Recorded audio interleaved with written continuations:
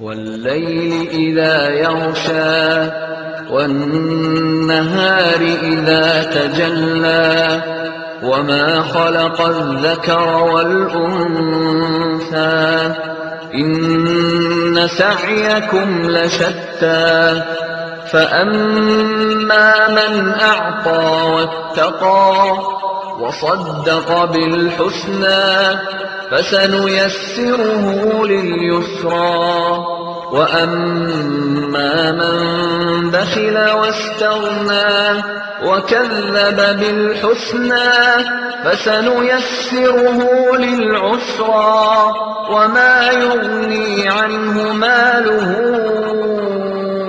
إِذَا تَرَدَّى إِنَّ عَلَيْنَا لَلْهُدَى وَإِنَّ لَنَا لَلْآخِرَةَ وَالْأُولَى فَأَنذَرْتُكُمْ نَارًا تَلَظَّى لَا يَصْلَاهَا إِلَّا الْأَشْقَى الَّذِي كَذَّبَ وَتَوَلَّى وَسَيُجَنَّبُهَا الْأَتْقَى الَّذِي يُؤْتِي مَالَهُ يَتَزَكَّى وَمَا لِأَحَدٍ عِندَهُ مِن نِّعْمَةٍ تُجْزَى إِلَّا ابْتِغَاءَ وَجْهِ رَبِّهِ الْأَعْلَى وَلَسَوْفَ يَرْضَى. இப்ப இவங்க தொழில்களை அவர்களுடைய வருமானத்தை தக்க வச்சுக்கிறதுக்கு மக்கள்கிட்ட படாத பாடுபட்டுக்கிட்டு இருக்கிறாங்க. குர்ஆனை வச்சு மந்திரம் செய்யறதுக்கு. இன்னும் சொல்ல போனா யதார்த்தமா சிந்திச்சு பாருங்க, இந்த இஸ்ம் கட்டுறவங்க கடைக்கு பறக்கத்துன்னு நமக்கு இஸ்ம் தராங்க. இத கட்டி தொங்க விடுங்க, கடையில வியாபாரம் ஓஹோன்னு நடக்கும், அமோகமான லாபம் கிடைக்கும் என்று தாரான். அவன் அதை வித்து போட்டு எவ்வளவு கேட்கான்? 50 ரூபாய் கேட்கான். நாம அந்த இஸ்மை திருப்பி கொடுத்த ஹசரத், இத நீங்க கட்டி தொங்க விட்டு ஒரு கச்சாங்கோட்டை கடை வைங்க, அமோகமான வியாபாரம் நடக்கும், இப்படி ரோட்டு வழியாலேயே தேவையில்லை செய்வானா? அவன் மருந்த வச்சுக்கு ஏன் பாப்பா அவனே பாதிக்காம உங்கள்கிட்ட வாரான்டா அவனுக்கு தெரியும் இதுல ஒன்றும் இல்ல அப்படிங்கிறது தெரியும். அப்ப யதார்த்தம் அவனுக்கு தான் தெரியும். நாம ஏமாந்து போறோம், நாங்க ஏமாந்துகிட்டு இருக்கிறோம். இப்ப நான் எனக்கு நடந்த சம்பவத்தை சொல்றேன் பாருங்க. எனக்கு ஒரு ஹசரத் இந்த பாகிஸ்தான் மௌலானா கிட்ட இருந்ததனால கேட்கிறாரு. தெய்வலையில் ஒரு பள்ளியில நிக்கிறாரு. ஹசரத், நமக்கு ஒரு 3 வருஷமா பயங்கரமான ஒரு தலையிடி ஒன்று இருக்குது, நீங்க ஒரு இஷ்யூம் ஒன்று எழுதி தரணும் என்றாரு. சரி, ஒரு துவா கூடும் ஒரு நூலும் வேண்டிக்காங்க. அவர் துவா கூடு அரைக்கூட ஒன்றும் ஒரு கருத்து நாடாவும் வேண்டிக்காந்தாரு. இஷ்யூம் ஒன்று எழுதி உள்ளு கட்டி கொடுத்து கட்டுங்க, கொஞ்சம் ஓதி நீங்களே கட்டி விடுங்கன்றாரு. இனி ஓதிக்கு கட்டி விட்டுட்டேன். ஒரு கொஞ்ச நாளையில திரும்ப செஞ்சுச்சா ஹசரத்துக்கு தலையிடி சரியா போச்சு. ஹசரத்தே சொல்றோம், ஹசரத் பவர்ஃபுல் இஸ்ம் தானே. என்னமாப்பான்னு தலையிடி அன்றைக்கு போன தலையிடிதான் 3 வருஷம் முடிச்ச தலையிடி ராகத்தா இருக்குதாண்டா. அப்ப கலட்டுங்க இசிமண்ட். இல்ல அது இருக்கட்டுமே, திரும்ப வந்துருமே, வர மாட்டா கலட்டும், நான் உத்தரவாதம் தரேன் கலட்டுங்க. ஏ கலட்டி நீங்களும் 4 பேர் கட்டலாமே, பிசினஸ் தானே, கலட்டுங்கள். இப்ப தம்பி கலட்டி அரைக்கூட்ட வெளியில எடுத்து அதுக்குள்ள இருக்கிற இசும வெளியில எடுத்து விரிச்சு படிச்சு பார்த்து அசந்து போய்க்காரார். ஏன்னு சொன்னா அதுல எழுதி இருந்தது எம்ஜிஆர் ஜெயலலிதா. 3 வருஷம் இடிச்ச தலையிடிய இதுதான் போக்கி, அவருடைய நம்பிக்கை போக்கி இருக்கங்கிறத நாங்க மறந்து விடக்கூடாது. ஒவ்வொரு மனிதனுடைய நம்பிக்கையும் தான் அவனை அவனுடைய எதிர்காலத்தை நோக்கி நகர்த்தி கொண்டிருப்பது. ஒரு பெரியார் சொன்னார், டாக்டர் பெருமதியழகன் சொன்னான், உன்னுடைய நேர்ச்சையை நேர்ந்து ஒரு நாயின் வாலில் கட்டி வை, அது நிறைவேறும் என்றான். எண்ணமே வாழ்வு என்பது அவனுடைய கோட்பாடு. உன்னுடைய நம்பிக்கை உன்னை வாழ்வழித்துக் கொண்டிருக்கிறான். ஒரு டாக்டருடைய கூட்டாளி அந்த டாக்டரோட கார்ல போயிட்டு இருக்கான். பயங்கரமான வயிற்று வலி வந்துட்டு, நிப்பாட்டு கார, ஹம்பிங்ல விழும்போது குழியில விழும்போது என்னால தாங்க முடியல, என்ன கார நிப்பாட்டு, டெப்லெட் வேணும். டாக்டர் சொன்னார், கொஞ்சம் தூரம் போனா, 1 கிலோமீட்டர் போனா ஒரு பார்மசில ஒரு டெப்லெட் எடுத்து வந்துருவேன், பேசாம நான் நிக்க, நீ போய் வேண்டிக்குவா, நமக்கு காரில் இடிக்கலான்னு வயிற்ற போட்டிட்டு சுருண்டுட்டார். டாக்டர் இனி எல்லாம் திறந்து காருக்குள்ள தேடி இதுக்கு பாப்பா உண்டா காலம் நல்ல ஒரு டெப்லெட் ஒன்று இருந்துச்சு, ஆவணு மினரல் வாட்டர் உடச்சு டெப்லெட்டை கொடுத்துட்டு சொன்னார், ஒரு 15 நிமிஷத்துல உங்களோட வயிற்று வலி படுவஞ்சா பறக்கும் என்று டாக்டர் சொல்லிட்டான். 10 நிமிஷத்தால சொன்னார், இப்ப கொஞ்சம் ரிலாக்ஸ் ஆயிருக்கு, எடுங்க காரண்ட. கார் போய் இன்னொரு 5 நிமிஷத்தால சொன்னார் புல் கிளியர் என்றார். அதுக்கு பிறகுதான் டாக்டர் சொன்னார், நீங்க போட்ட டேப்லெட் பேர் என்னன்னு தெரியுமா? என்ன? நம்முடைய ஷர்ட் பட்டன் இங்க பாருங்க, இதைத்தான் கலட்டி போட்டோம் உங்களுக்கு. நம்முடைய ஷர்ட் பட்டனை தண்ணி இங்க புளிங்க மாட்டின் டேப்லெட். இப்படித்தான் நம்பிக்கை என்பது வேலை செய்து கொண்டிருக்கிறதே தவிர இந்த இசிம கட்டி தொங்க விட்டத்தால அல்ல. நாவலப்பட்டியில ஒரு பள்ளியில போத்தல் தூங்குது, மோதினார பிடிச்சு என்னன்னு கேட்டேன், சைத்தாண்ட கரைச்சல் சரியான கரைச்சல் இருக்கான். பள்ளிக்கே பாதுகாப்பு இல்லாத ஒரு நிலை எந்த அளவுக்கு மூட நம்பிக்கையில போய் விழுந்திருக்குது பாருங்க. ஆக இசுமசுமா எழுதுறதாக இருந்தாலும், கரைத்து குடிப்பதாக இருந்தாலும், கட்டி தொங்க விடுவதாக இருந்தாலும் நபிகள் பெருமானார் ஸல்லல்லாஹு அலைஹி வஸல்லம் அவர்கள் எந்த ஒரு அனுமதியும் அதிலே வைக்கவில்லை. மொத்தமாக தடை அப்படிங்கிறத நாங்க தெளிவாக புரிஞ்சு கொள்ளணும். அடுத்த கட்டத்துக்கு வாங்க, மாந்திரீகம். அடுத்தது என்ன? அதுக்குள்ள இந்த மடை வைக்கிறது, பேய் விரட்டுறது, இந்த தேங்காய் உடைக்கிறது, இந்த புட்டுவம் நடக்கிறது, இதெல்லாம் அதில் இருக்கிறது. நாங்க சொல்லித்தாரோம் எப்படிங்கிறத சொல்லித்தாரோம். தெரியுமா? 93ஆம் ஆண்டு அல்லது 94ஆம் ஆண்டு, 94ஆம் ஆண்டு 3ஆம் மாசம் மூடநம்பிக்கை ஒழிப்பு மாநாடு பத்திரிகை கொடுத்து ரேடியோ கொடுத்து ஒரு மாநாடு வச்சிருந்தது. அந்த மாநாடுல இவங்க செய்யற அற்புதங்களை எல்லாம் சொல்லி செய்தி உடைச்சு காட்டியிருக்கிறேன். சீடிக்கள் இருக்கும், இங்க வேண்டி பாருங்க. ஒருத்தன் அந்தரத்துல நிப்பாட்டி, நின்று காட்டிக்கு அந்தரத்துல நிப்பாட்டி, ரெண்டா ஒருத்தனை வெட்டி வெறும் கைக்குள்ள இருந்து மந்திரம் எடுத்து மாயாஜாலம் எடுத்து இப்படி நிறைய 60க்கு மேற்பட்ட மெஜிக்களை செஞ்சு, அதாவது இவங்க பாஷையில மாந்திரிகம் செஞ்சு எப்படி செய்யறதையும் சொல்லி காட்டு. அந்த சீரிய வேண்டி பார்த்துட்டு இப்ப பிள்ளைகள் ஸ்கூல்ல மேஜிக் செய்யறாங்க. அப்ப இவங்க ஒரு கராமத்தோட தேங்காய ஓட விடுறான். ஒரு தேங்காயை எடுத்து மந்திரிச்சு தண்ணி ஓதி அடிக்கிறான், தேங்காய் பத்துது. ஐயோ இவர்கிட்ட ஜின் இருக்குது. இவர் என்ன சொல்றார்? உங்களோட வீட்டை இருந்த கட்ட ஜின் எடுத்து தேங்காய்க்குள்ள அமுக்கி எரிச்சு போட்டேனுங்க ரசரத்து. அப்படித்தான் ஜின்ன பிடிக்க உனக்கு முடியுமாக இருந்தாலும் எரிப்பது உனக்கு தடை என்பது தெரியாதவாப்பா. ரசூலுல்லாஹ் என்ன சொன்னாங்க? நெருப்பால கொல்லுவது அல்லாஹ்வுடைய வேலை, கையில் எடுக்காதண்டாங்க. ஜின்ன நீ பிடிச்சு தேங்காய்க்குள்ள எடுத்தது என்ன? ஒன்றுமில்ல, பொட்டாசியம் ஒரு துண்டு எடுத்தாரு. பொட்டாசியம் லேபிள் இருக்கும். இந்த பொட்டாசியத்தை லாமண்ணைக்குள்ள வச்சா தான் இருக்கும், வெளியில் எடுத்தா பத்திரும். அதாவது பொட்டாசியத்துல தண்ணி பட்டா பத்தும். நம்முடைய இந்த வெளியில இருக்கக்கூடிய இந்த காற்றுல கூட தண்ணி இருக்குது, ஈரப்பதன் இருக்குது. வெளியில பொட்டாசியத்தை வச்சிருந்தா திடீரென்று பத்தும். அந்த காற்றில் இருக்கிற ஈரம் போதும் அது எரியறதுக்கு. அதனால பொட்டாசியத்தை எங்க வைப்பாங்க? லேபுக்குள்ள, மண்ணெண்ணெய்க்குள்ள வைப்பாங்க.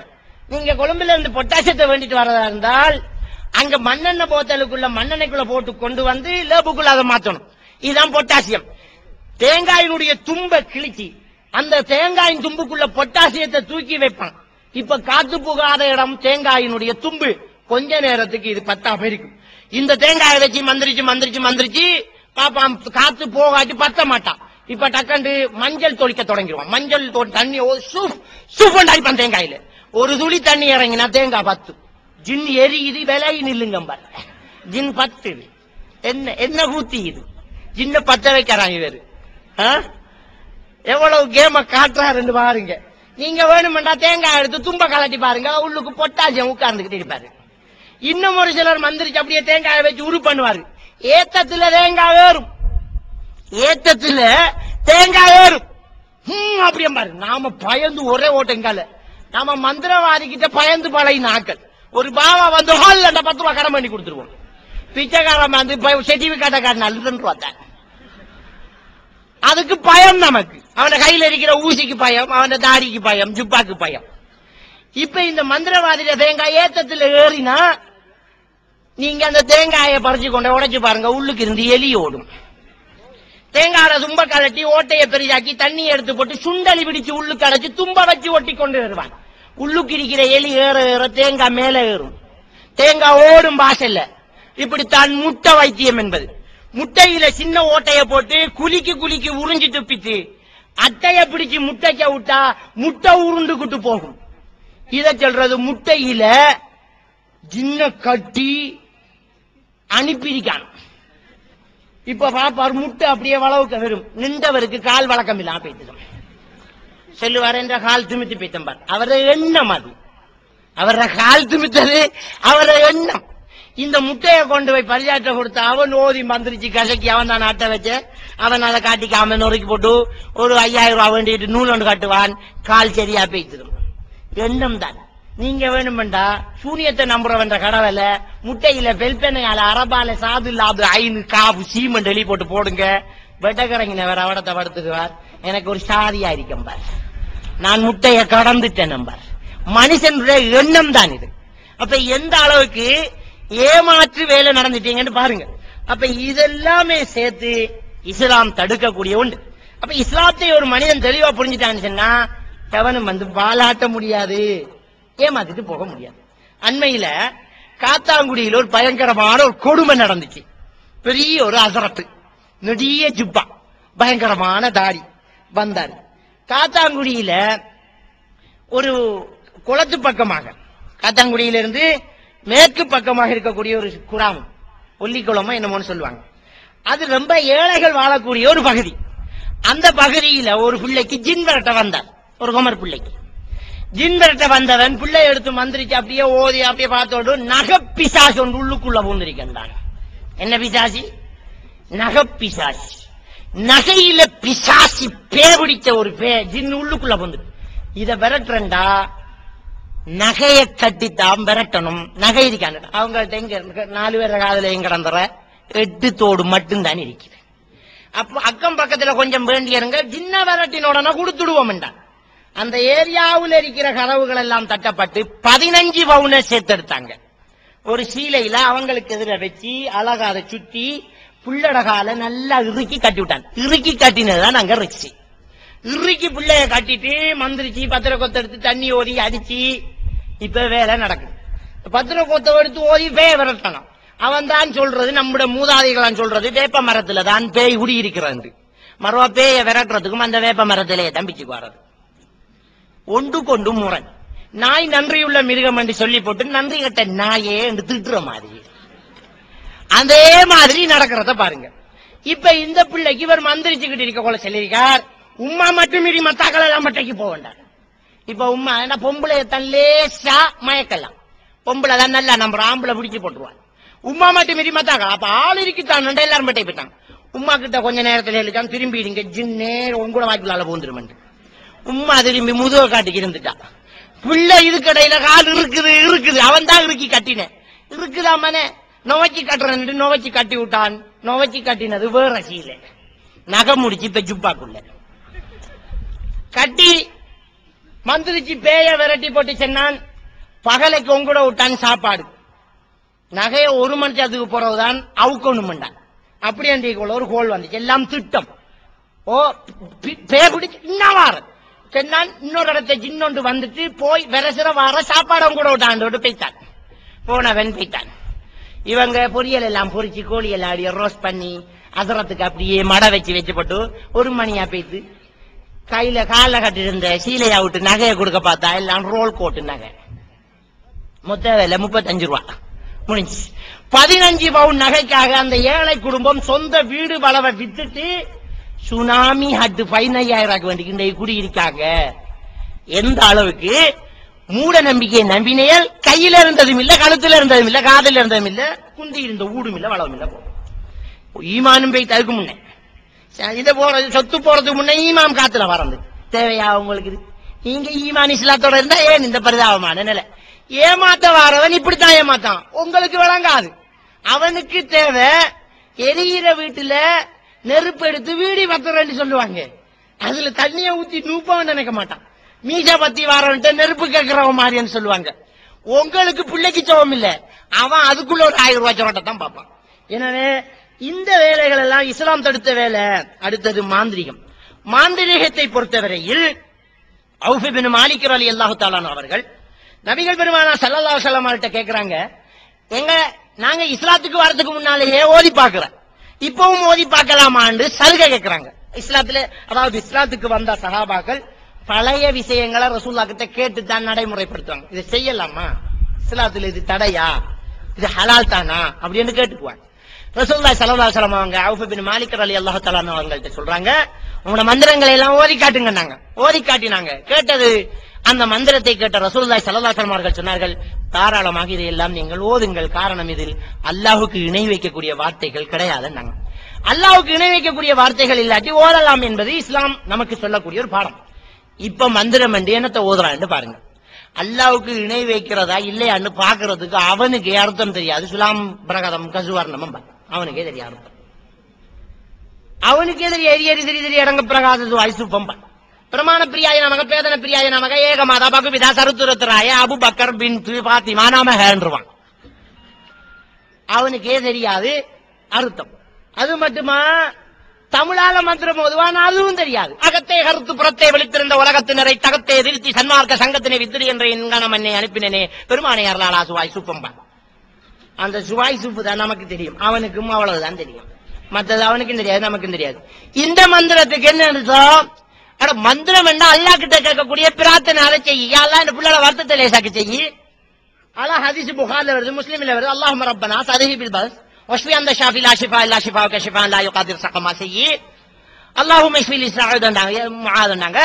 ஒரு நபியோட தோழருடைய பேரை சொல்லி இவருக்கு நோயை குணப்படுத்தியா அல்லாஹ்ண்டாங்க, அதை செய்யுங்க. அஸ்அலுல்லாஹல் அலீம் ரப்ப அர்ஷில் அலீம் யஷ்ஃபீக்கன்னாங்க. யா அல்லாஹ் மகத்தான இரட்சகனை கேட்கின்றேன், மகத்தான அரசின் இரட்சகனை கேட்கின்றேன், இவருக்கு நோயை குணப்படுத்துவதற்காக அதை கேளுங்க. அல்லாஹ் கிட்ட கேட்கிற துவாக்கள் கேட்பதற்கு அனுமதி. அந்த துவா தான் மந்திரம். அதை விட்டுட்டு இந்த அசரத்து ஓதுறாரே அவருக்கு தெரியாது என்ன அர்த்தம். அவரும் எழுதி இருக்கிறத வாசிக்கிற ஒரு அசரம். எனவே மந்திரத்தை பொறுத்தவரையில் இஸ்லாம் ஹதீஸ்களிலே வரக்கூடிய துவாக்களை இறைவனிடம் கேட்கக்கூடிய பிரார்த்தனைகளை அனுமதிக்கிறது. இந்த மற்றும்படியாக உள்ளவைகள் எல்லாம் அனுமதி அற்ற விஷயங்கள் என்பதை நாங்கள் புரிந்து கொள்வோம். இது இஸ்லாம் நமக்கு பாதுகாப்பாக தந்த 3 கட்டங்கள். இந்த 3 கட்டங்களில் நாங்கள் பாதுகாப்பாக இருந்தால் மூட நம்பிக்கையிலே போய் விழுந்து விடுவதற்கு எந்த ஒரு சந்தர்ப்பமும் இல்லாமல் போய். அடுத்து நம்முடைய ஊர்களிலே நடக்கக்கூடிய அதிசயமான சில நோய்களை பற்றி பார்ப்போம். மனநோய். ஒரு சிலர் திடீரென்று வேறு விதமாக பேசத் தொடங்குவார்கள். வருஷத்துக்கு ஒரு முறை, 6 மாசத்துக்கு ஒரு முறை, 6-7 வருஷத்துக்கு ஒரு முறை திடீரென்று அவங்களுக்கு எஃபெக்ட் ஆகும். சாம்பிராணி கொளுத்தணும், வெள்ள உடுப்பு உடுக்கணும், சுத்தமாக இருக்கணும், ஆரும் பேசப்படா, வீட்டு தூரம் உள்ள பெண் வீட்டில் இருக்கப்படா, குர்ஆனோதனும், கொஞ்சம் 2-3 நாளைக்கு என்ன மாலும் உண்ட பேசிட்டு இருப்பாங்க. இப்படி பேசிக்கிட்டு இருக்கக்கூடிய இந்த பெண்கள், இந்த நமன நோயாளிகள், அவங்க ஜின்னுளையப்பட்ட புனித மனிதர்கள் என்று மதிக்கப்படுவாங்க. அவரே மனநோயாளி, அந்த மனநோயாளி கிட்ட மருந்து தேடி இன்னொரு சிலர் போய் நிற்பாங்க. எங்கட வீட்டை என்னையாலும் மிதிக்காண்டு பார்த்து சொல்லுங்க, பைத்தியாரன் கிட்ட வைத்தியம் பார்க்க போற கேஸ். இப்படி போயிருக்கிறது ஒரு 7-8 நாளையில ஆட்டோமேட்டிக்கா சரியா போய்த்திரும். இப்படி ஒரு சிலர் பிறப்புல, ஒரு சிலருக்கு வாழ்க்கையில இடையில ஏற்படும். இப்படியான அந்த மனநோய் என்கிறது 2 வகையில ஏற்படுது. ஒன்று டவுன் சிஸ்டம் என்பாங்க, அதாவது மரபணு பிரச்சனைகள். ஒரு தாயினுடைய கருவறைக்குள் நுழையக்கூடிய ஒரு ஆணுடைய இந்திரிய துளியில் 150 கோடிக்கு மேலான உயிரணுக்கள் போகிறது. அந்த உயிரணுக்களில் ஒன்றுதான் ஒரு குழந்தையாக உருவெடுக்கிறது. அந்த ஒரு உயிரணுவில் 23 குரோமோசோம்ஸ், அதாவது நிறமூர்த்தங்கள் இருக்கிறது. அதே மாதிரியாக தாயுடைய சினை முட்டையிலும் 23 குரோமோசோம்ஸ் நிறமூர்த்தங்கள் இருக்குது. இந்த ஆணுடைய 23வது குரோமோசோம் தான் அந்த குழந்தை ஆனா பெண்ணா என்பதை தீர்மானிப்பது. இந்த ஏனைய இந்த குரோமோசோம்களில் அந்த குழந்தையினுடைய வடிவம், நிறம், குணம், அவனுடைய பண்பு, பழக்கம் அவ்வளவும் கடத்தப்படுகிறது. அதை ஜெனட்டிக்கல் என்று சொல்லுவாங்க, மரபணு என்று சொல்வார்கள். ஒரு தாயினுடைய பண்பு அப்படியே குழந்தைக்கு கடத்தப்படுவதும், ஒரு தந்தையினுடைய பண்பு அப்படியே குழந்தைக்கு கடத்தப்படுவதும் கண்ணுக்கு தெரியாத இந்த சிறிய உயிரணுவில் இருக்கக்கூடிய அந்த 22 குரோமோசோமுக்குள்ளதான் கடத்தப்படுகிறது. இந்த 22 குரோமோசோம்களில் 22வது குரோமோசோம் 2ஆக இருந்தால் பிறக்கக்கூடிய குழந்தை வளர்ச்சி குன்றியதாக, முகவாக்கு எந்த நாட்டில் பிறந்தாலும் ஒரே முகவாக்கு உள்ளதாக, புத்தி குறைந்ததாக அந்த குழந்தை இருக்கும். அல்லது 21வது குரோமோசோம் கப்பளித்திருக்குமாக இருந்தால், 2ஆக இருக்குமாக இருந்தால் அந்த குழந்தைக்கு இன்னொரு வகையான மனநோய். இப்படி இந்த மரபணு மூலமாக ஒரு தாயின் கருவறைக்குள் செலுத்தப்படக்கூடிய அந்த உயிரணுவில் இருக்கக்கூடிய குரோமோசோம்களினுடைய மாற்றங்களினால் இந்த டவுன் சிண்ட்ரோம் என்று சொல்லக்கூடிய இந்த மனநோய் ஏற்படுகிறது. இது ஒரு வகை. 2வது வகை என்பது ஒரு மனிதனுடைய மூளையிலே 150 கோடி நியூரான் செல்ஸ்கள் கிட்டத்தட்ட இருக்கும் என்று ஆய்வுகள் சொல்லப்படுகிறது. ஒரு மனிதனுடைய மூளையில 2 கையால இருக்கக்கூடிய இந்த மூளையில கோடிக்கணக்கான இந்த நியூரான் செல்ஸ்கள் இருக்கிறது. இந்த நியூரான் செல்ஸ்களில் ஏற்படக்கூடிய மின் கடத்தல்கள் தான் நம்முடைய அறிவு வளர்ச்சிகள். அதில் ஏற்படக்கூடிய தாக்கங்களினால் ஒரு மனிதன் மனநோயாளியாக மாறலாம். அடுத்தது, ஒரு மனிதன் அவனுடைய வாழ்க்கையில் ஏற்படக்கூடிய பிரச்சனைகள், கஷ்டம், டென்ஷன், டிப்ரெஷன், இப்படிப்பட்ட இந்த மன அழுத்தங்களால் அவன் என்ன செய்கின்றான் என்றால் சொல்ல முடியாது, அதை அடக்குறான். இந்த உளைச்சல், மன வேதனைகள் உடல் உபாதைகளாக வெளியே வருகிறது. இதை கன்வர்ஷன் டிசார்டர் என்று சொல்வார்கள். மனிதனுடைய மனதிலே இருக்கக்கூடிய அழுத்தங்கள் உடல் உபாதைகளாக என்ன செய்கிறது? வெளியே வருகிறது. வீட்டில வேலை கூட அந்த தலைக்கு அடிக்கிற மாதிரி, மனசுல வருத்தம் இருந்தால் அவருக்கு வலிப்பு ஏற்படலாம், கைகால் வழக்கம் இல்லாமல் போகலாம், வேறு வேறு சில விஷயங்கள் இவருக்கு ஏற்படலாம். இது ஒரு வகையான மனநோய். இதை கடந்த காலங்களிலே ஹிஸ்டீரியா என்று கிரேக்கர்கள் சொல்லியிருந்தார்கள். கிரேக்கர்கள் ஏன் ஹிஸ்டீரியா என்று சொன்னார்கள் என்று சொன்னால், ஹிஸ்டர்ஸ் என்று சொல்லக்கூடியது கிரேக்க மொழியில ஒரு பெண்ணுடைய கர்ப்பப்பை அல்லது கர்ப்பப்பையில இருக்கக்கூடிய ஒரு ஹோமோன். பாலியல் ரீதியாக பாதிக்கப்பட்டக்கூடிய பெண்களுக்கு தான் கூடுதலாக இந்த மனநோய் ஏற்பட்டதனால் அந்த நோய்க்கு ஹிஸ்டீரியா, கர்ப்பம் சார்ந்த மனநோய் என்று பெயர் வைத்தார்கள். இந்த ஹிஸ்டீரியாவை தற்காலத்து உளவியல் அறிஞர்கள் 38 வகைகளாக பிரித்து ஒவ்வொன்றுக்கும் ஒவ்வொரு பெயர்கள் வைத்திருக்கின்றார்கள். இதுதான் நான் சொன்ன மன அழுத்தங்கள் உடல் உபாதைகளாக வெளியே வருவது. இப்படி மனநோய்கள் ஏற்படுகிறது. அடுத்து இன்னொரு மனநோய் ஏற்படுகிறது. நான் சொன்னேன் உங்களுக்கு, ஒரு குழந்தை பிறந்திருக்கிறது. பிறந்த குழந்தை அந்த குழந்தை பிறப்பதற்கு முன்னால் நடந்த ஒரு சம்பவத்தை பேசுகிறது. இந்த குழந்தை ஏன் பேசுகிறது? அப்படி இந்த குழந்தைக்கு எப்படி அந்த சம்பவம் தெரியும்? அல்லது இந்த குழந்தை பிறந்து கிடக்கின்ற போது நடந்த ஒரு சம்பவத்தை பின்னால் தனக்கு நடந்ததாக பேசுகிறது. இது என்னன்னு சொன்னால், அதாவது போல்ஸ் மெமோரி சிண்டம் என்று சொல்லி மனிதனுடைய மூளையில் ஒரு பகுதி இருக்கிறது. இந்த பகுதி ஒரு மனிதன் அவனுடைய வாழ்க்கையில் கேள்விப்படக்கூடிய, யூகிக்கக்கூடிய, பேசப்படக்கூடிய, கலை புத்தகங்களில் படித்த நடந்த சில சம்பவங்களில் இருந்து இந்த பகுதி தகவல்களை சேகரித்துக் கொள்கிறது. இந்த போல்ஸ் மெமோரி சிண்டம் என்ற பகுதி பிறந்துவிட்ட குழந்தைகளிடம் மட்டும் உண்டாவதல்ல. கருவிலே இருக்கக்கூடிய குழந்தைகள் தாய் பேசுகின்ற பேச்சுக்களில் உள்ள விடயங்களையும் மூளையில் பதிவடைத்துக் கொள்கின்றது என்பது இன்றைய விஞ்ஞானம் ப்ரூவ் பண்ணி இருக்கக்கூடிய ஒரு விடயம். இன்றைய விஞ்ஞானம் இந்த போல்ஸ் மெமோரி சிண்டத்தில் தாயின் கருவறையில் இருக்கக்கூடிய குழந்தை பிள்ளைய வயதில் வச்சுட்டு உமா பேசுற பேச்சுக்கள் இருந்தும் மெமோரி செல்ஸ்களின் இந்த நியூரான் செல்ஸ்களின் மூலமாக மூளையில் ஒரு ஆழ்மன பதிவு ஏற்படுகிறது. இந்த ஆழ்மன பதிவுகள் பொய்யாகவும் இருக்கும், உண்மையாகவும் இருக்கும். பொய்யாகவும் இருக்கும், உண்மையாகவும் இருக்கும். பேய் பிசாசி நம்பிக்கை உள்ளவர்களிடம் பேய் பிசாசி நம்பிக்கை இருக்கும். இந்த குழந்தை அப்படியே பிறந்து வளர்ந்து கொண்டிருக்கும், அது வேலை செய்யாது. இந்த போல்ஸ் மெமோரி சிண்டம் என்பது பதிவாக்கலை வைத்துக் கொண்டு இருக்கும். எப்போதாவது ஒரு நாளைக்கு இந்த குழந்தைக்கு மன அழுத்தங்கள் ஏற்பட்டது, அல்லது வேறு சில டிப்ரெஷன், வேறு சில ஏதாவது ஒரு பிரச்சனைகள் ஏற்பட்டு இந்த குழந்தைக்கு நான் ஏற்கனவே சொன்ன மாதிரி இந்த கன்வர்ஷன் டிசார்டர் என்று சொல்லக்கூடிய இந்த நோய் ஏற்பட்டால் இந்த போல்ஸ் மெமோரி சிண்டத்தில் இருந்த தகவல்களை பேசத் தொடங்கும். அதுதான் ஆங்கிலம் தெரியாதவர்கள் ஆங்கிலம் பேசுவது. அதாவது ஆங்கிலம் பேசியதை இந்த மூளை பதிவாக்கி இருக்கிறது, அதை அப்படியே திருப்பி பேசும். சிங்களம் பேச தெரியாதவர்கள் சிங்களம் பேசுவது, அதே மாதிரி அரபு பேச தெரியாதவர்கள் அரபு பேசுவது. ஜின் பிடிச்சி சிங்களத்தை கலைக்காராமன்னு நீங்க கேள்விப்பட்டா சிங்களம் தெரிஞ்ச ஆளை கூட்டிக் கொண்ட கழிச்சு பாருங்க, அவருக்கு பதில் சொல்ல தெரியாது. அவர் இருக்கிற கேட்ட செய்தியை தான் திருப்பி போடுவார். அது கருவில் இருக்கக்கூடிய குழந்தையிலிருந்து கடைசியில் இருக்கக்கூடிய கிழவர் வரைக்கும் இந்த போல்ஸ் மெமோரி சிண்டம் சேவ் பண்ணிக்கிட்டே இருக்கும். இதனால மனநோயாளிகளிடத்துல ஒரு சில அதிசயங்கள் நீங்க காணலாம். இதுக்கு என்ன மருந்து? இப்படிப்பட்ட மனநோயாளிகளுக்கு பெரும்பாலும் சும்மா சரியா பேசிடும். வேற மொழி பேசுறவங்க, தனக்குள்ள ஒரு ஆள் வந்ததாக வாதாடுறவங்க, இப்படிப்பட்டவங்களுக்கு நீங்க உருக்கினா சரியா பேசிடும், தண்ணி எடுத்து முகத்துல அடிச்சா சரியா பேசிடும், பலாரண்டு ஓங்கி ஒரு அரைஞ்சா சரியா பேசிடும். ஆனா திரும்ப வரும்.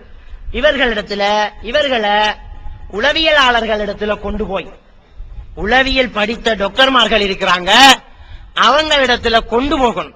நம்முடைய சமூகத்தில் இருக்கிற ஒரு தப்பு என்னன்னு சொன்னா, உங்களோட பிள்ளைக்கு ஒரு வருத்தம், ஒரு உளவியலாளர்கிட்ட கொண்டு போவாங்க, ஒரு மென்டல் ஹாஸ்பிட்டலுக்கு கொண்டு போங்கண்டா, அந்த பிள்ளைக்கு என்ன பைத்தியமான்னு கேட்போம். ஆனா அசரத்த வீட்டுல சங்கிலியில கட்டி போட்டு சாட்டை அடி கொடுப்போம். அசரத்திர வீட்டுல அடிக்கிறது அது தானாக சரியாகும் வரைக்கும் அடிவிடும். சரியானா அநியாயமா அசரத்துக்கு 10,000 ரூபாய் கொடுப்போம். இதான் நடக்கிற கூட்டு.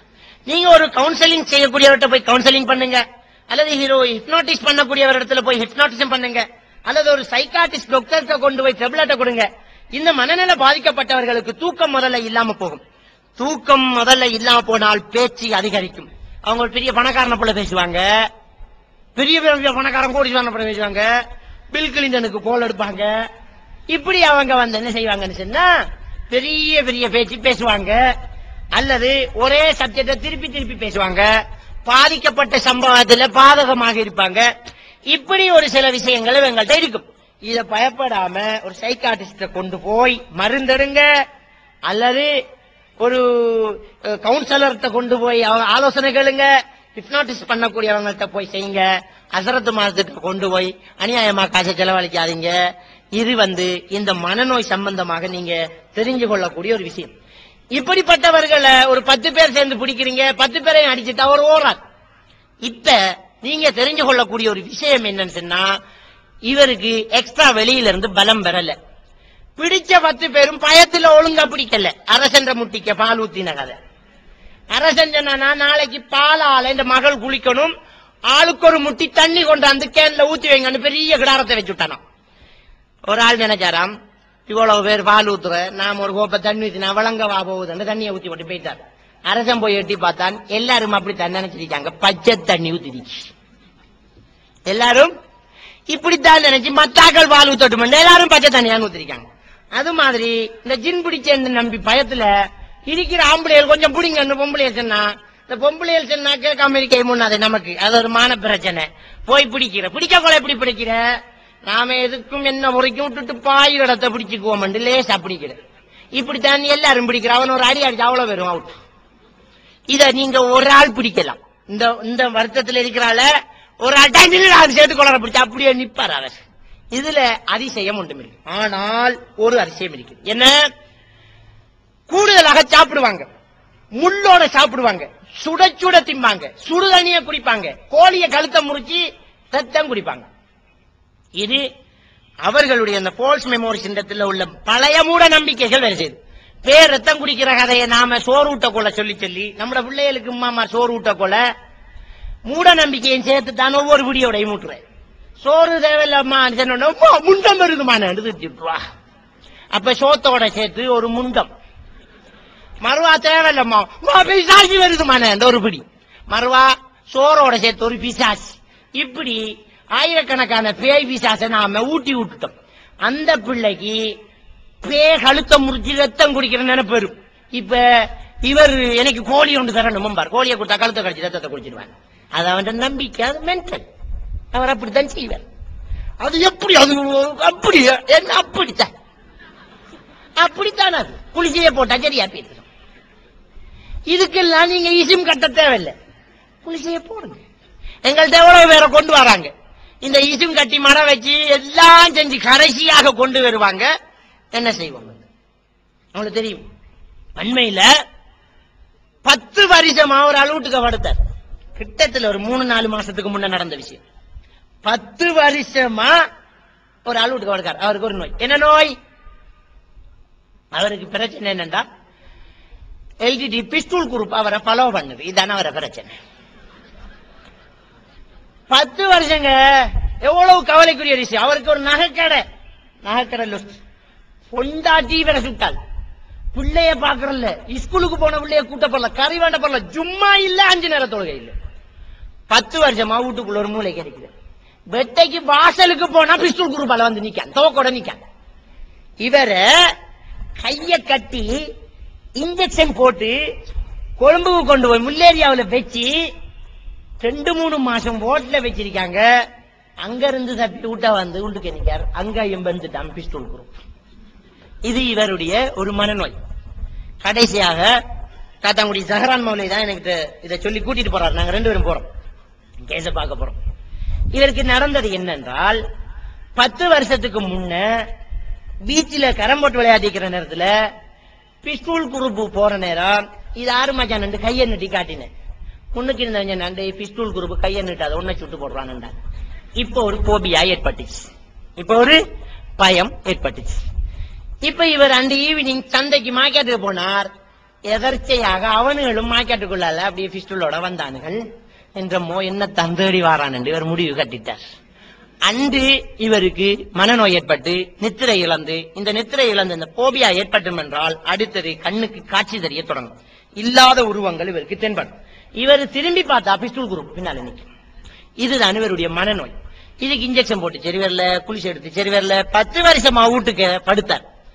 இவரை நாங்க ஒரு வேற ஒரு முறையில் ஹிப்னாடைஸ் பண்ணாம ஒரு கவுன்சிலிங்ல ஒரு முறை ஒன்று இருக்குது. சில நடைமுறைகளை வச்சு அவரை மூளையில இருக்கக்கூடிய அந்த போல்ட அந்த நெகட்டிவ் சிந்தனையை எடுக்கிறார். இத பாசிட்டிவ் சஜஷன் சொல்லுவாங்க. அந்த நெகட்டிவ் சிந்தனைக்கு எதிராக ஒரு பாசிட்டிவ் சஜஷன் கொடுக்கறேன்னு சொல்லுவாங்க. அவருக்கு நாங்க என்ன செஞ்சோம்னு சொன்னா, நான் போன உடனே அவரை பாக்குறதுக்கு என்ன ஜஹரான் மௌலை கூட்டிட்டு போறாரு. நான் போன உடனே அவர் சொன்னாரு, ஹஸரத் யூனுஸ் நபி மீண்ட வகுத்துக்கு இருந்து செஞ்ச தௌபா 1000 தரம் செஞ்சு ஓட்டியிருக்கேன் ஹஸரத். ஏன் பாப்பா நீங்களும் எனக்கு மனநோய் என்று செல்ல போடாங்க. இப்ப நான் உங்களுக்கு மனநோய், உங்களுக்கு ஹிப்னோட்டிசம் பண்ணணும் என்று செல்லலாமா? நாங்க எந்த பைத்தியாரம் சொன்ன உங்களுக்கு மனநோய்? அவர் இப்ப நம்மளை நம்பி பக்கத்தில் இருக்க வச்சுட்டார்.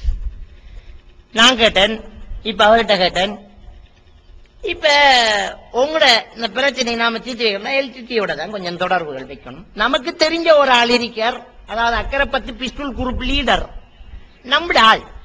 அவருக்கு இப்ப கால் பண்ணுவோம், கொஞ்சம் போனை தாங்கன்னு கேட்டேன். சிடிஎம்ஐ போனை கொண்டாந்து மேசையில வச்சார். என்ற சகலப்படிக்கு ஒரு டெலிபோன் எடுத்தேன். கோல் எடுத்து, ஹலோ நிர்மல் அண்ணன் நான் கேட்டேன். இல்ல நான் சிவாஸ் என்றார் அவர். நிர்மல் அண்ணன் நான் நீ யாரா பேசுறான்? அவன் ஏசுறான் அங்கால. இன்னைக்கு அதை பத்தி கணக்கே இல்லை. நான் இங்க இருந்து அவருக்கு கண்ட்ராக்ட் கொடுத்தேன். நம்மள ஒரு ஆள் இப்படி காத்தாங்குடி பிஸ்டூல் குரூப், காத்தாங்குடி இஞ்சால மட்டக்கள பிஸ்டூல் குரூப் சுடத்தோடு கொஞ்சம் பேரை பாருங்க. அவ காத்தி கோவண்டு போன வச்சுதான் நான் கதைச்சு போட்டு போன வச்சுட்டேன். சரி சரி 10 நிமிஷத்தால எடுக்கேன் சார், 10 நிமிஷத்தால எடுக்கேன் சார் ரெண்டு வச்சுட்டு.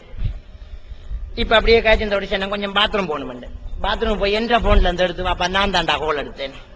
10 நிமிஷத்தால நான் அவுட் ஸ்பீக்கர்ல பேசுவேன், நீ தமிழன மாதிரி பேசு, அயத்து மறந்து மாஷா அல்லா சொல்லிடாத என்று இவரை கண்ட்ராக்ட் எல்லாத்தையும் கொடுத்தேன். பேரு லிஸ்ட் எல்லாம் கொடுத்தாச்சு. கொடுத்துட்டு அவர் சொன்னார் 10 நிமிஷம் போயிட்டான். டக்குன்னு ரீடயல் பண்ணி அவுட் ஸ்பீக்கரை போட்டேன். ஹலோ வேண்டாம், இப்ப ஒரு தமிழாளோட நான் பேசுறேன். நீங்க சின்ன பேர் சரி, இந்த பேரு இந்த நகைக்கடை இந்த ரோட்டு இவர் ரைட் ஓகே. இவர் வந்து எங்கட பெரியன்களை காட்டி கொடுக்கறதுக்கு ராணுவத்துக்கு முயற்சி செஞ்சுக்க 10 வருஷத்துக்கு முன்ன இவருக்கு ஷூட்டிங் ஆர்டர் வந்தாச்சு சொன்னார். இவர் ஓசி முப்பாடி மாவட்டத்தை விழுந்துட்டார். இப்படித்தான் இதை ஹேண்டில் பண்ணும். பிறகு திரும்ப அந்த தமிழால் மாதிரி பேசி எல்டிடிக்கு லஞ்சம் கொடுக்குற மாதிரி கொடுத்து எல்டிடி லெட்டர் மாதிரி ஒன்று செஞ்சு அதுல உங்களோட மரண தண்டனை ரத்து செய்யப்படுது என்று இவருக்கு கடிதம் கொடுத்து லஞ்சம் கொடுத்து அவர் இப்ப மாஷா அல்லா சொந்தமா ஒரு கடை வச்சுக்கிட்டு மனைவி மக்களோட சந்தோஷமா இருக்கார். அப்ப இது என்ன? ஆனா மனிதனுடைய மூளையில இருக்கக்கூடிய அந்த ஃபால்ஸ் மெமோரி சிந்தத்துல ஏற்பட்ட ஒரு தாக்கத்தை இல்லாமக்கிறது. இப்படி ஏகப்பட்ட மனநோயாளிகள் இருக்கிறாங்க. சின்ன பிள்ளைகளுக்கு கூட இது வெறும் விதிவிலக்கல்ல. ஒரு ரமலான் காலத்துல நடந்த ஒரு சம்பவம், ஒரு 3 ரமலானுக்கு முன்ன நடந்த ஒரு சம்பவம். ஒரு 7-8 வயசு ஒரு பொம்பளை பிள்ளை ஊட்ட விட்டு ஓடி போயிட்டு அதுக்குள்ள ஒரு சக்தி வந்துட்டான். காடு முள்ளு அது இது காணி எல்லாம் ஓடி 10-11 மணிக்கு பிடிச்சிக்கு வராங்க. பிடிச்சிக்கு வந்து அந்த பிள்ளையோட மாமா காரணம் தவீத் பாரி அத்தரத்து வாங்க என்ன கூட்டிட்டு போறாங்க. நாங்க அப்படியே தராவி தொழிட்டு எங்களோட ஒரு படையோட அப்படியே போய் இறங்குறோம். இறங்கினா அந்த வீட்டுல ஏற்கனவே 2-3 வைத்தியர்கள் வந்து மந்திரிச்சு போட்டு இருக்காங்க. நான் போறேன்னு ஒரு ஆள் தோல்ல சாலியா பன்னீர் போத்தல ஓதிக்கிட்டு இருக்கிறார். ஒரு 2 பாகத்துக்கு அங்கால பிள்ளைய 2 பேர் பிடிச்சுக்கிட்டு இருக்கிறாங்க. தலையில தண்ணி அள்ளி ஊத்தின மாதிரி தண்ணி கொட்டுதண்டா. அவ்வளவு பேர் ஏற்கனவே ஓதி அடிச்சிருக்காங்க. அந்த பிள்ளைக்கு ஏற்கனவே ஓதி அடிச்சிருக்காங்க. நான் போனேன். இவர் அப்படியே ஒளிம்பினார். இவருக்கு தெரியும் எங்கட வாப்பட பேரு. இவர் எழுமைங்க உங்களோட மந்திரத்தை எல்லாம் முடிங்க, நான் வெளியில இருந்துட்டு பொடியன்மாரு காதுக்குள்ள வந்து கிசிச்சாங்க. இவர் மட்டும் இல்ல, நேரத்தோட அவர் வந்து ஓதி போட்டு பத்திரகாளி குடி கொண்டிருக்குது. புதிர் அறுத்த நெல் எடுத்துக்கு வாங்க, அதை இடிச்சு அரிச்செடுத்து வறுத்து மைய எடுத்து ஈசிங் கொடுக்கணும். இவ்வளவு நடக்க ஒரு 4 நாள் எடுக்க வேண்டாம், அவனுக்கு நல்லா தெரியும். இன்னொரு பொம்புல வைத்தியர் வந்து சொல்லிருக்கிறா, இது அம்மா வந்திருக்கா, அம்மாவை விரசக்கூடாது, நல்ல பறக்கத்து வச்சுக்கோங்கண்டாவா அம்மாவை, உனக்கு விர சொன்னாட்டி நீ போ வச்சுக்கொள்ளட்டான். இது என்ன பேபி சாஜன் எல்லாரும் இவர் பன்னீர் ஓதி முடிஞ்சு வெளியிறங்கினார். நான் அதுக்குள்ள போனேன். போய் பிள்ளைய ஹிப்னாட்டிஸ் பண்ணி பிள்ளைக்குள்ள என்னம்மா நடந்தேன்னு பிள்ளைகிட்ட நடந்தா எனக்குள்ள ஒரு சக்தி வந்து, உனக்குள்ள சக்தி வரும், உனக்கு யாரு சொன்ன? சக்தி டிவியில மைடியர் பூதம் நாடகத்துக்குள்ள பிள்ளைகளுக்குள்ள சக்தி நுழைகிறத நான் பார்த்தேனே என்று பிள்ளை சொல்லுது. ஒரு நாடகம் படுத்தின பாடு. மைடியர் பூதம் நாடகத்தில் ஒரு பிள்ளைக்குள்ள ஒரு சக்தி நுழைந்து ஆட்டி படைக்கும் என்ற நம்பிக்கை இந்த குழந்தையினுடைய போல்ஸ் மெமோரி சிண்டத்துல பதிவாகி அது வேலை செய்யறது. ஒரு ஹிஸ்டீரியாவின் ஒரு வகை. அந்த குழந்தைக்கு சஜஷனை கொடுத்து எழுப்பிவிட்டு, எனக்கு முன்ன பன்னீர் ஓதினவர் சொன்னார், இந்த பிள்ளைக்கு பிலால் கொடுத்திருக்கீங்க, அதான் உள்ளுக்குள்ள வந்துட்ட விரட்ட முடியலண்டார். அவரை வச்சுக்கிட்டு மீன் கறி இருக்கான்னு கேட்டேன். மீன் கறி தான் உமா கொண்டு வா சோத்தண்டு. இவரை பார்த்து தீத்தின பிள்ளைக்கு நான் தின்னு பிலால் தின்னு, நீ பிலால தின்னு. கழுத்துல கட்டினத்தையும் கலட்டி, கடவுளை கட்டி தொங்க விட்ட வேப்பிலையும் கலட்டி, கொளுத்தி வச்ச சாம்பிராணி பிச்சையும் கலட்டி வீசி போட்டு பிள்ளைய கொண்ட விட்ட எவன் என்ன வேவி சாஜி உணஞ்சு வந்தோம். அப்ப இது ஒரு குழந்தைக்கு ஏற்படும் என்கிறதுல எந்த சந்தேகமும் இல்லை. குழந்தைகளுக்கும் ஏற்படலாம். ஆனால் நாங்கள் பெற்றோர்கள், நாங்கள் வழிகாட்டிகள் குழந்தைகளிடத்தில் ஆரோக்கியமான சிந்தனைகளை கொடுத்தால் நம்முடைய சமூகத்தில் மூட நம்பிக்கை குறையும், மனதில் ஏற்பட்ட பாதிப்புகள் குறையும். இஸ்லாமிய சமூகமாக நாங்கள் வாழ்வோமாக இருந்தால் மனநிலை பாதிப்புகள் நம்மிடத்திலே இருக்கவே இருக்காது. எல்லாத்துக்கும் இஸ்லாம் வரைவிலக்கணமும் விளக்கமும் தந்திருக்கிறது. ஒரு மனிதனுடைய மனது பாதிக்கப்படாமல் நடக்க வேண்டும் என்பதில் இஸ்லாம் ரொம்ப கவனமாக இருக்கிறார். 3 பேர் இருந்தால் 2 பேர் ரகசியம் பேசாதீர்கள், 3வது ஆளுடைய மனசு நோகும் என்பதை நபிகள் பெருமானார் ஸல்லல்லாஹு அலைஹி வஸல்லம் அவர்கள் சுட்டிக்காட்டியிருக்கிறார்கள். அடுத்தவனுடைய மனசு பாதிக்கப்படுவதும் நம்முடைய சமூகத்திலே மூட நம்பிக்கைகள் சோற்றோடு சேர்த்து ஊற்றப்படுவதும் தான் இதுக்கு காரணம். நாங்கள் இஸ்லாமியர்களாக வாழ்வோம், அதிசயங்களிலே நொந்து ஏமாந்து போகக்கூடாது. ஒருத்தன் அற்புதமா இந்த மாதிரி ஒன்று செய்வான், அது வெறும் அற்புதம் என்றதை நீங்க நினைச்சுவோம். தேசிக்காய வெட்டி நான் ரத்தம் எடுக்குது, தேசிக்காய வெட்டி தான் ரத்தம் எடுக்கலாம், ஆப்பிள் வெட்டி ரத்தம் எடுக்க இயலாது. என்றால் தேசிக்காய வெட்டுற கத்திய செவ்வர்த்தியம் பூவை பூசிட்டு வெட்டினால் ரத்தம் பெறும். அல்லது தேசிக்காய கசைக்கு உள்ளிருக்கிற சார சிரஞ்சியை விட்டு வெளியில் எடுத்து ஆட்டு ரத்தத்தை அறுத்தி போட்டு ஆட்டுத்தா ரத்தம் பெறும். எனவே ஆப்பிள் அறுத்து பாருங்க, ரத்தம் பெறாது. அந்த வைத்தியர்கிட்ட சொல்லுங்க, உங்களோட மந்திரத்தை 1க்கு 100 அந்த ஆப்பிள்ல ஓதி வெட்டுங்க, வாப்பா ரத்தம் பெறுதான்னு பாப்போம். இது ஓல்ட் ஃபேஷன் ஆப்பிள். இந்த தேசிக்க அறுத்து ரத்தம் எடுக்கிற ஓல்ட் ஃபேஷன். இப்ப நியூ ஃபேஷன் என்னண்டா ஜின் ஆபரேஷன். இப்ப ஃபேஷன் புதுசா எந்த மெடிக்கல் காலேஜ்ல படிச்சது தெரியாது இந்த ஜின் ஆபரேஷன். இந்த ஜின்னை வச்சுக்கிட்டு மூளையில கட்டி எடுக்காங்களாம், கிட்னியில கல் எடுக்காங்களாம். கலே வேலையில அனஸ்மௌலி என்ற ஒரு ஆள் இப்ப தலைமறைவு எஸ்கப் 4-5 பேர் மௌத்தா போயிட்டாங்க ஜின் ஆபரேஷன் பண்ணி. எஸ்கப் கலே வேலையில 2 பேர் மௌத்தானாங்க. கிரிபாவையில 2 பேர் மௌத்தாங்க. கிரிபாவையில அந்த கோழி பந்தாவைங்கிற அன்றாபுரம் டிஸ்ட்ரிக்ட்ல 2 பேர் மௌத்தானாங்க. அதே மாதிரி ஒரு சிங்கள மதத்தை சேர்ந்த ஒரு பெண் லோயர் மூச்சிக்கு மருந்து கட்டு வந்ததுக்கு இவர் இசிமொழியை போட்டு பேப்பரை பத்த வச்சு புகைய மோர கொடுத்திக்க அவளை தேவைப்பட்டுட்டாள். அவள் அதோட ஓடினவர் தான், இன்னும் இல்லை. இவர் ஜின்ன வச்சுக்கிட்டு ஆபரேஷன் பண்றாராம். ஜின்ன வச்சுக்கிட்டு ஆபரேஷன் பண்றது எவ்வளவு பெரிய ஒரு பலம். ஜின்ன வச்சுக்கிட்டு ஆபரேஷன் பண்ணலாம் என்றால் நம்மட நாட்டுல எவ்வளவு செல்வம் பெருகும் என்று பாருங்க. சவுதி அரேபியா ரொட்டி துண்டுக்கு வழிப்பறை கொள்ளை செய்த நாடு எண்ணெய் வளத்தோடு உயர்ந்து நம்ம வீட்டு பெண்களை ஹவுஸ்மேட்டா எடுத்துச்சு. அந்த நாட்டில் ஒரு வளம் வந்தால் நாடு செழிக்கும். நம்ம நாட்டுக்கு கிடைச்ச ஒரு பெரிய வளம் தான் ஜின் ஆபரேஷன்.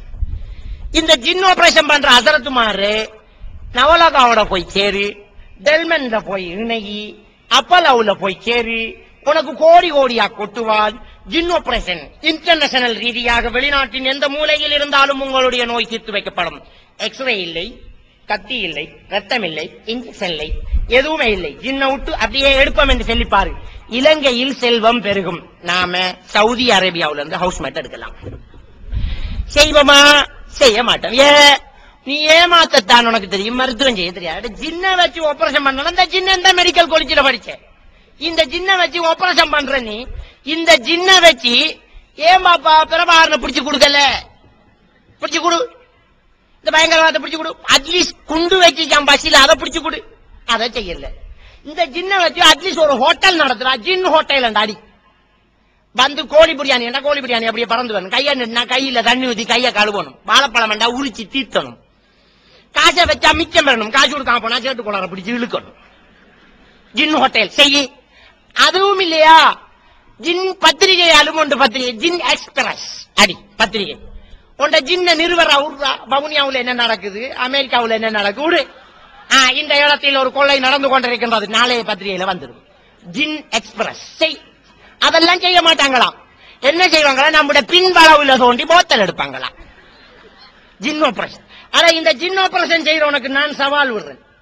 நான் கொண்டு வர நோயாளி கிட்ட கல் எடுத்து காட்டு பாப்போம்.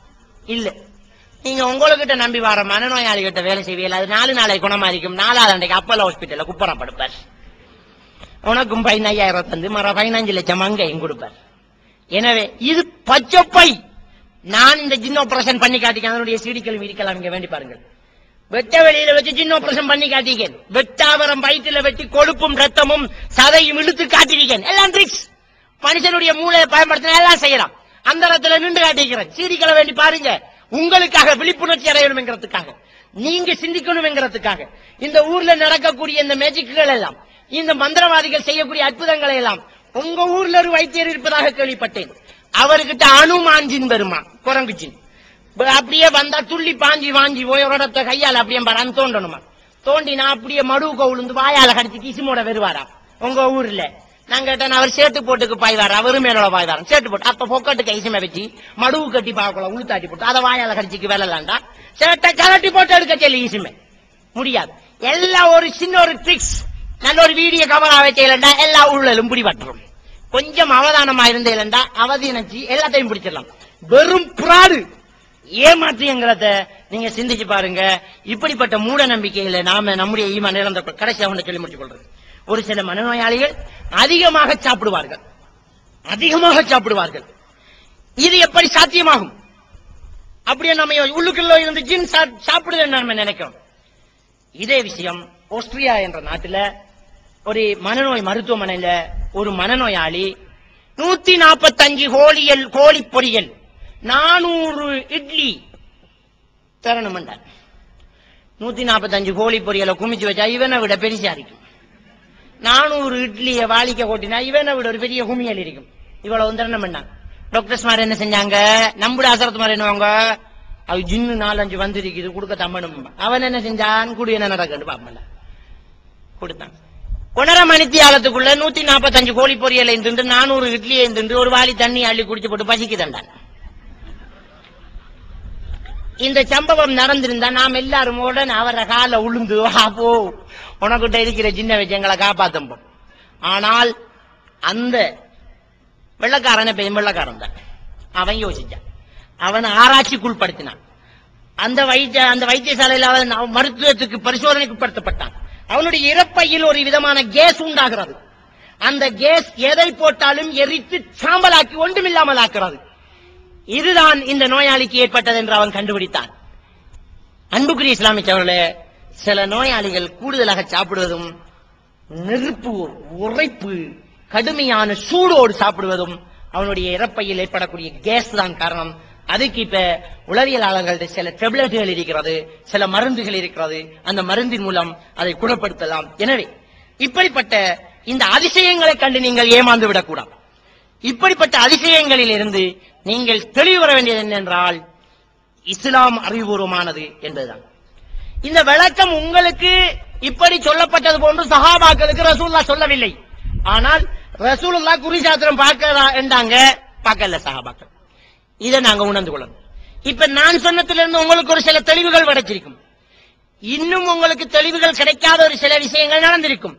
என்ன நடந்தாலும் இஸ்லாம் இதை பிழை என்றால் பிழை, இஸ்லாம் இதை தடை என்றால் தடை, இஸ்லாம் இதை ஹலால் என்றால் ஹலால், ஹராம் என்றால் ஹராம் என்பதுதான் ஈமானின் உறுதிப்பாடு. அந்த ஈமானோடு வாழ்வமாக.